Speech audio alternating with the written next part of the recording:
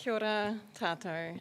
Thank you very much, Paul, for that introduction. So I'm glad that you said that I am a sort of economist, and I'm very interdisciplinary researcher, so I'm certainly not immersed in the bioprotection research. But I am excited to be in the next phase of bioprotection Aotearoa, and I'll talk a little bit about that at the end of this talk. So, climate change policy and bioprotection. When I agreed to do this talk quite a while ago, I thought I'd be talking about how climate change policy is very important for bioprotection. But as I started thinking about it closer to the time and putting my slides together, I actually realised that it's more the fact that bioprotection is really essential for climate change policy. And so for the next 20 minutes or so, I'm going to talk you through why, or to try and demonstrate why that's the case and why bioprotection research is really critical for tackling the challenge of climate change.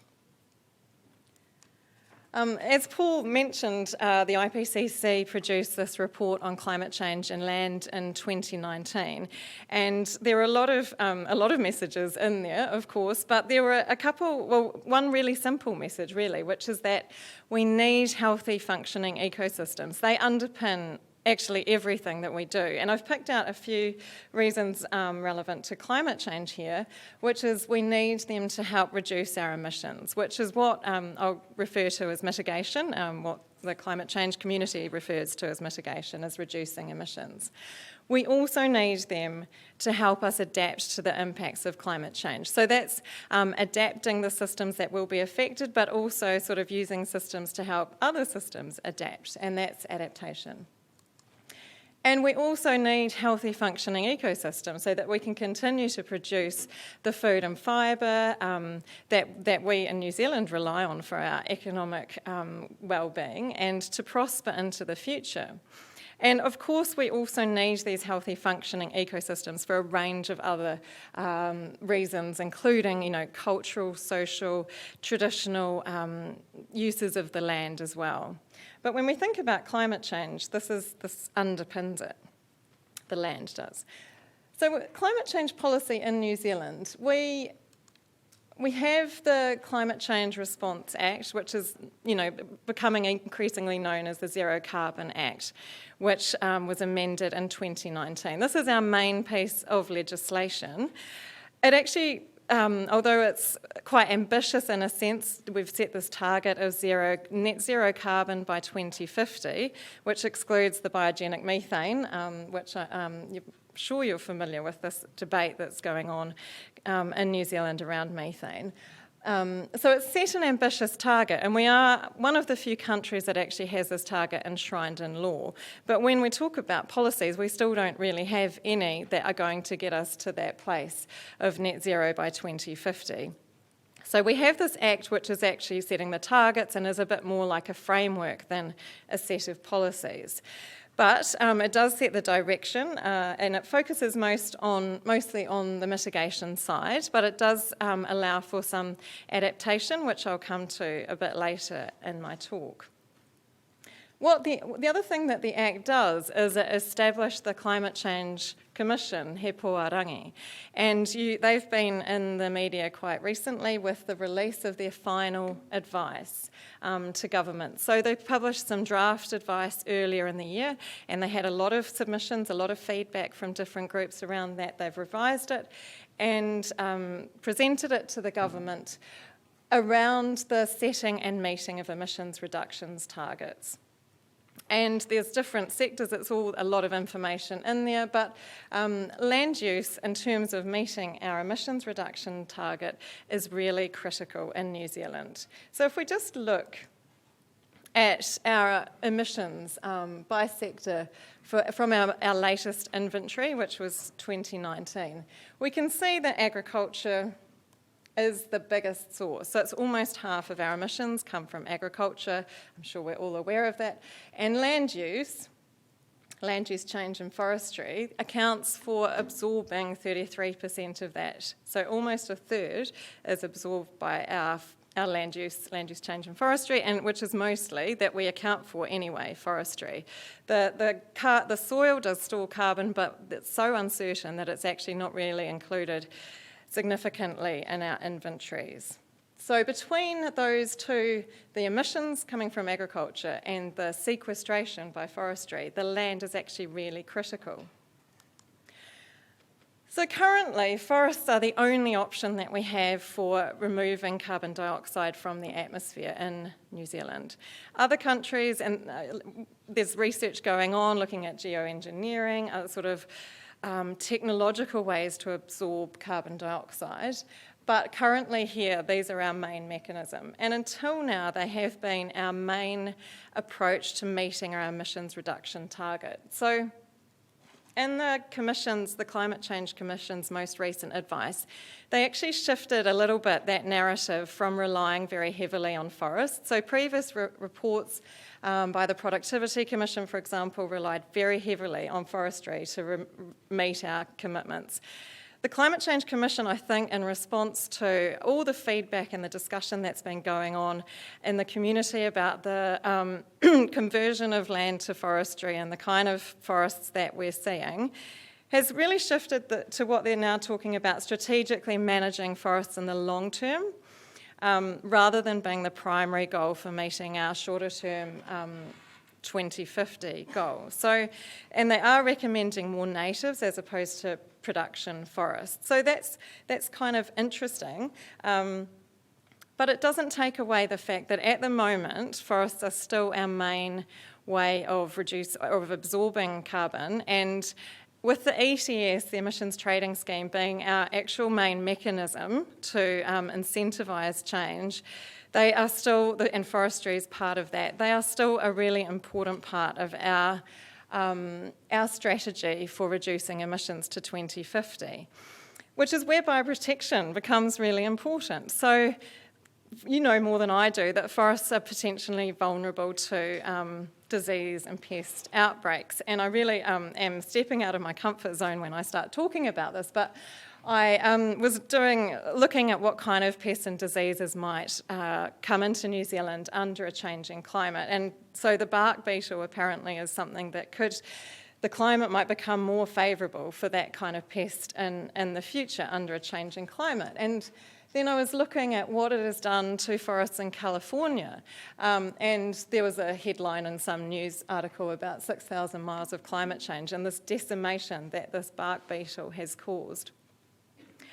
And if we just think about if that kind of pest comes into New Zealand and creates this kind of destruction to our forests, and our forests are our main vehicle for reducing our emissions, it's actually really putting our ability to meet those targets at risk. So the Climate Change Commission does say quite strongly that we need effective integrated pest management as we start to think about climate change. And I think we also are going to need to start managing our forests for carbon sequestration and storage as well as for timber in a way that maybe we haven't thought about it so much before.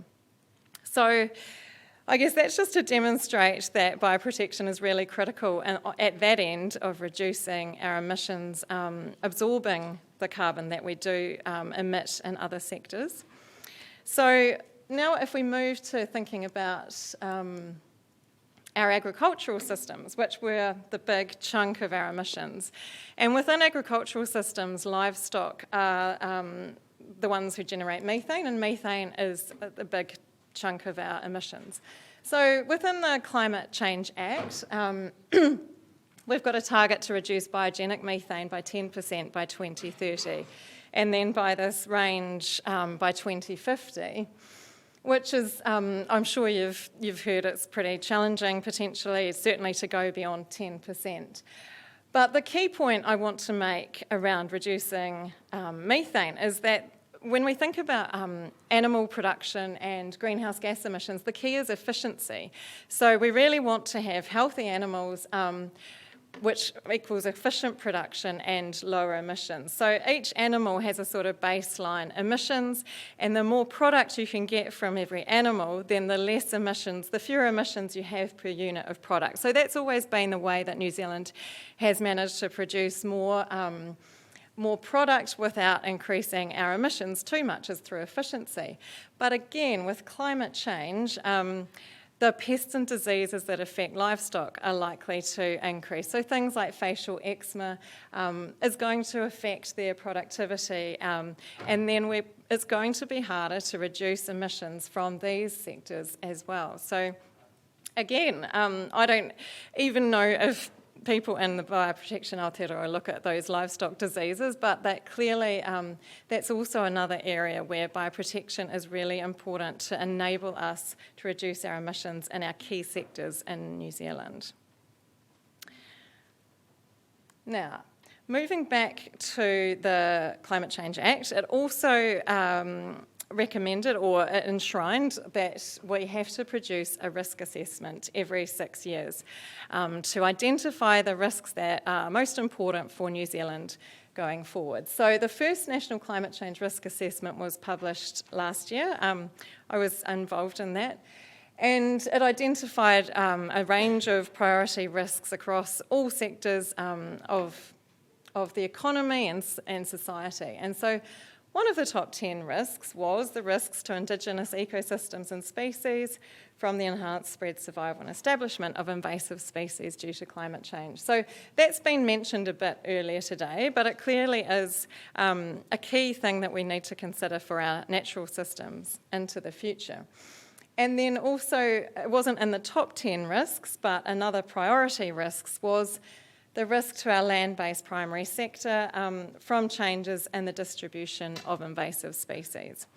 So again, we can see, I've talked about how we need to reduce our emissions and how bioprotection is essential, but at the same time, we're facing these increased risks from invasive species that are able to flourish in this new climate. And that's going to challenge our production as well as our ability to reduce our emissions, as I was talking about before. So what can we do? We can adapt and try to adapt anyway. So the Ministry for the Environment, again from the Climate Change Act, in response to the risk assessment, they have to develop a national adaptation plan. And they have to do that every 6 years and within 2 years of the risk assessment. So the National Adaptation Plan will be coming out 2022. Mel, I don't know if you're involved in that at all. But that will set the direction for adaptation, I suppose, in New Zealand into the future. And I'm sure that there will be reference in there that we need to prepare for and adapt to these pests and diseases, because the research is pretty clear that there are going to be changes in their distribution in New Zealand. So I guess I'm trying to make the point that our ecosystems and our productive systems will be affected by climate change, and so we need to prepare for that. But we can actually also use ecosystems to help our other systems adapt. So things like our urban areas can be supported by nature-based adaptation or ecosystem-based adaptation. So I've got some pictures up here. I mean, ecosystem-based adaptation is basically using natural kind of systems to help protect from the impacts of climate change. So they generally have a lot of co-benefits over other types of structures. If you're thinking of a solid flood protection, a concrete, hard engineered defence compared to something that's more natural, you're going to get the co-benefits of reducing emissions, increasing biodiversity, improving water quality. And things like that. So these examples here are sort of around what's known as green infrastructure. And we've got some stormwater protection, stormwater management pictures, and then this interesting, I just put it in there because I thought it was kind of fun, house, which is in Italy. And it's got 63 apartments in there, hundreds of trees, and the idea is that it regulates the temperature, so there's less energy required for cooling and heating. It improves the air quality, reduces the noise pollution, and generally is quite a nice, interesting place to live. So we can think about different ways to incorporate nature, I suppose, to help us adapt. So things like green spaces and trees in urban areas, which can protect from heat stress as the climate warms and things like that. And also Other types of ecosystem-based adaptations might be the natural flood management that I mentioned, so restoring wetlands and floodplains, and rather than thinking about coastal seawalls, we can think about those more nature-based things. Planting trees to control erosion. Again, there's a lot of co-benefits with reducing emissions, improving water quality, increasing biodiversity. So generally, if you do the economics, and when I was in the UK, we did a study on looking at different ecosystem-based adaptation case studies, looking at the cost effectiveness. They're usually really cost effective if you can value those other benefits as well. And that's something I don't think we really talk about a huge amount in New Zealand yet, but I think there's a lot of potential. But I guess to also make the point that because they're ecosystem-based, again, we need the bioprotection research to inform them. How am I doing? I'm going good. So just, I guess, reflecting on research for climate change in the bioprotection space.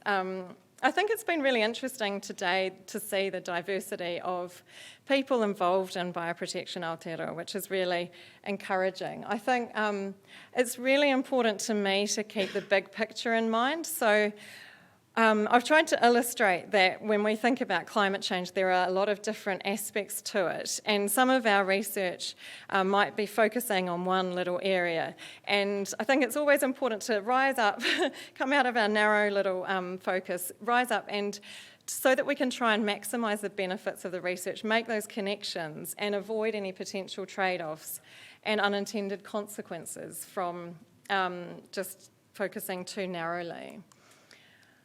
I think it's really, really critical when we address challenges like climate change that we need these transdisciplinary approaches, including different types of knowledge, and especially including Māori knowledge and experience, because we do have so much in the room and so much that we can learn. And so I think this is really critical too. I think with climate change, it's challenging sometimes because we've got these long time frames and people can become a bit paralysed by the uncertainty. And some of the research I'm involved in is trying to support decision making under uncertainty. So yes, the future is uncertain, but we do have tools and we're developing different approaches to support decision making in that kind of context. So with flexibility, and this is illegible, clearly, but it's from a biodiversity conservation paper, but basically it's looking at adaptation pathways. And the idea is that you identify different options to adapt to climate change, and you know that you'll probably need to change path at some point, and you identify the triggers that would make you change path in advance, so that when it comes time, you've got everything set up so that you can move to the next pathway, rather than locking yourself into something that might turn out to be unsuitable in the future. And then I guess to make the point, and I'm really excited that in the Bioprotection Aotearoa, the next phase, that there is more social science, but I think it is really important to remember that it's the people who make the decisions to implement the research or to take note of the research, and we've heard this in different presentations today, but from the planters, the growers, the people on the ground, right through to the national level, and the iwi and the hapu, we really need to ensure that we are integrating the physical, the natural science with the social science. So we're understanding the governance mechanisms, the decision making, the behavioural processes going on. So that's really it. I just wanted to finish by saying maybe climate policy isn't exactly bioprotection policy, but it certainly is really dependent on bioprotection to allow us to meet our climate change goals. Thank you.